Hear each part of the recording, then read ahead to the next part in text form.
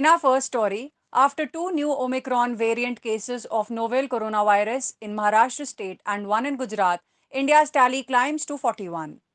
The Indian state of Maharashtra has confirmed that two more fully vaccinated people were found infected with Omicron and a man tested positive for the latest variant of the coronavirus in Gujarat, taking the tally in India of such cases to 41 on 13 December 2021. This comes a day after Kerala, Andhra Pradesh, and Chandigarh reported their first Omicron cases. Omicron cases have now been detected in states of Maharashtra, Rajasthan, Karnataka, Gujarat, Kerala, and Andhra Pradesh, and Union territories of Delhi and Chandigarh. India reported its first cases of the Omicron variant in Bengaluru, where two people, including a South African national of Indian origin and a doctor, tested positive.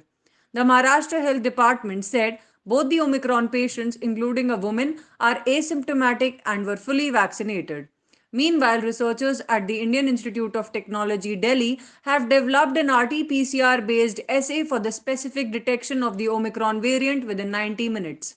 The assay is based on detecting specific mutations which are present in the Omicron variant and absent in other currently circulating variants of COVID. Currently, the identification or screening for Omicron is done worldwide using next generation sequencing based methods which require over 3 days. By using this RT-PCR based assay, it will be possible to test for the presence of the Omicron variant within 90 minutes. This can be used as a rapid screening assay for the identification and isolation of individuals with Omicron variants. IIT Delhi has filed an Indian patent application for the same and is in the process of initiating talks with potential industry partners. IIT Delhi had earlier obtained ICMR approval, the first academic institution in India to do so for an RT-PCR kit for the diagnosis of COVID, which was successfully launched in the market.